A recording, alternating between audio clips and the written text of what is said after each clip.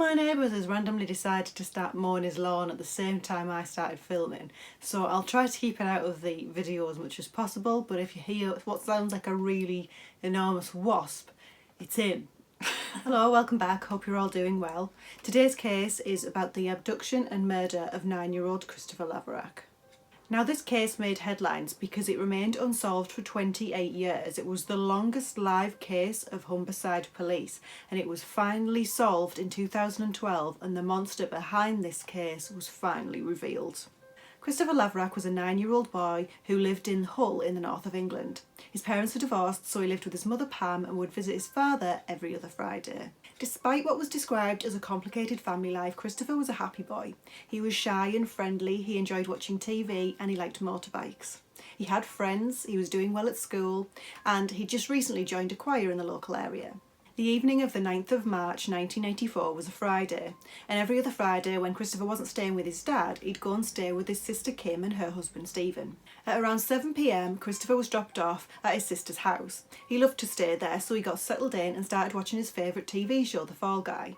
Meanwhile, Kim got dropped off at the local pub, The Crown, where she worked, by Christopher's mother Pam and her husband. This left Stephen alone with their own baby and Christopher.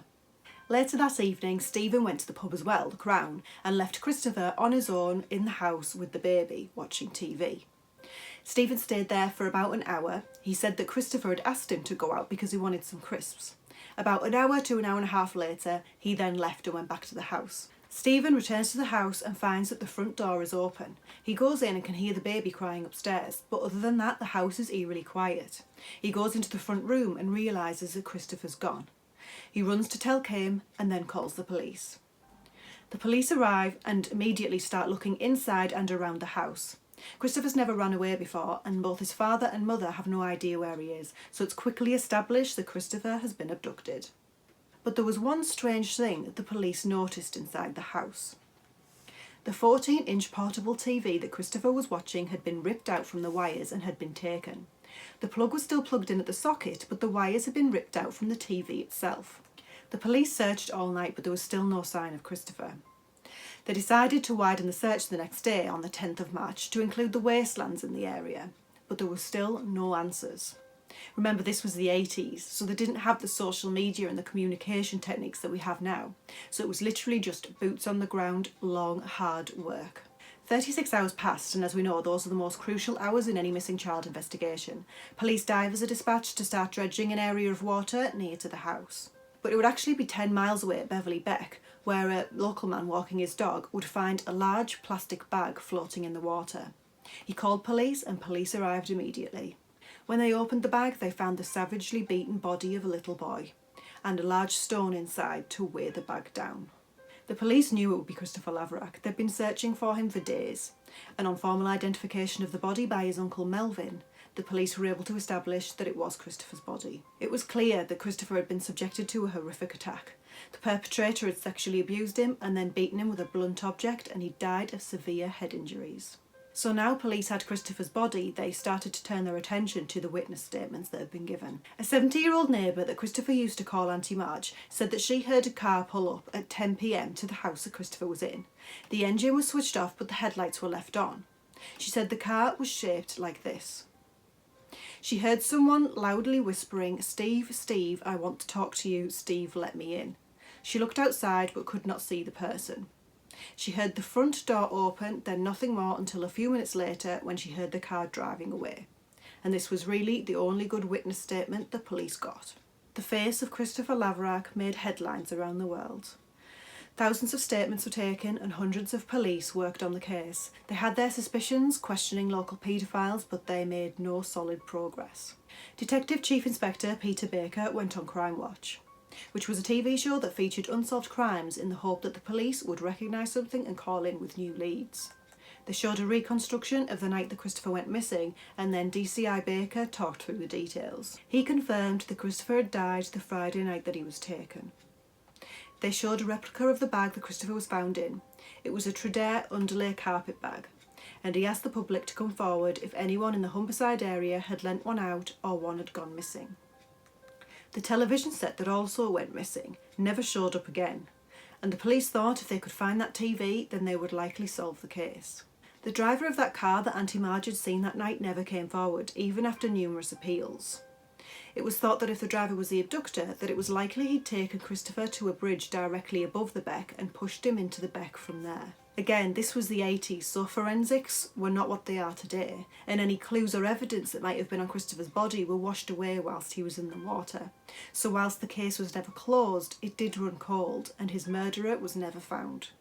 Throughout the years, the police did have one key suspect in this case, but they were never able to find sufficient evidence to tie this person to the murder. So as the years passed, they started to look for more modern techniques. Then in 2007, police called Dr. Patricia Wiltshire. She's a palynologist. She's an expert in pollen and plant matter. She's helped solve some of the biggest murder cases in Britain, including the Soham murders, the Millie Dowler case, Sarah Payne case, and the Ipswich prostitute murder cases. What Patricia tries to find in these cases is pollen evidence, which can link a person to a place, indicate if a victim was alive when they were left in a location, or help determine when they died. So although it's a new method, it's really done amazing work. The idea that plants can hold so many secrets is fascinating. Police handed over to Patricia the clothes that Christopher was found in, the stone that weighed the bag down that he was in, and some soil from the local areas, and Patricia was able to find some key evidence. Firstly, the stone that was found in the carpet bag was actually an ornamental brick, often used in water features. And the unusual pollen and plant matter found on Christopher's clothes matched some of the soil that the police had given to Patricia. She was able to tell that at one point Christopher was on his knees and then laying face down. The stone and the unusual pollen and plant matter that was found on Christopher's clothing all led back to one house in Grantley Grove, just 10 minutes away from where Christopher went missing. It also happened to be the house of the police's key suspect, and we've already met him. That suspect was Melvin Reid. He was the man who identified Christopher's body at the morgue and was also Christopher's own uncle. The police always had their suspicions about Melvin. He lived a 10-minute walk from where Christopher was that night. He owned a car that fitted the description of a vehicle seen by Auntie Marge. He had no alibi for the night, and he had knowledge of the site where Christopher's body was found. He'd worked at a factory next to the beck. He had the means and motive to commit the crime, but the police had no hard evidence. They even arrested him at one point, but they didn't have enough to convict, so they had to let him go. Then in 2001, several boys came forward and accused Melvin of abusing them.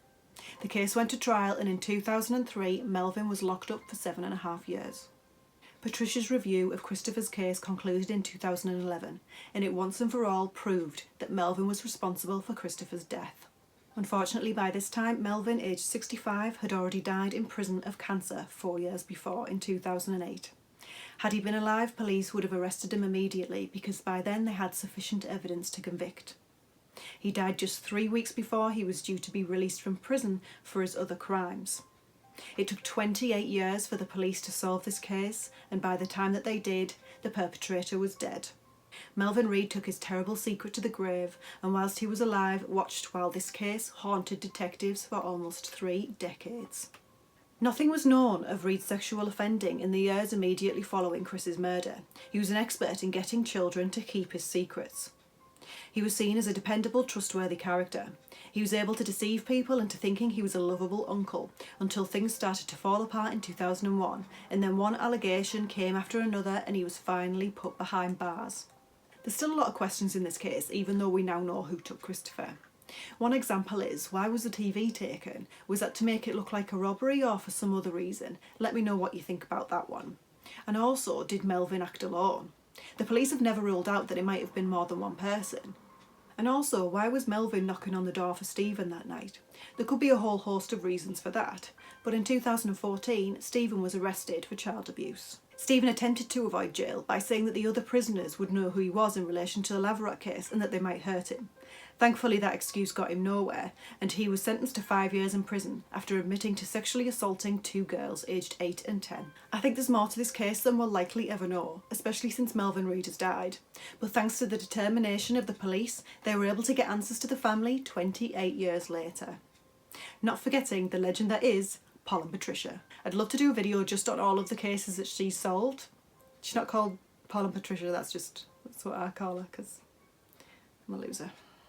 And that's it. Don't forget to leave a comment down below why you think Melvin took the TV. And also, what do you think Melvin and Stephen's relationship was? If you like this video, please give me a thumbs up, and I'd love it if you'd subscribe. I've got lots more videos planned and I'd love for you to stick around for those. Have a great day and I'll see you next time. Bye bye.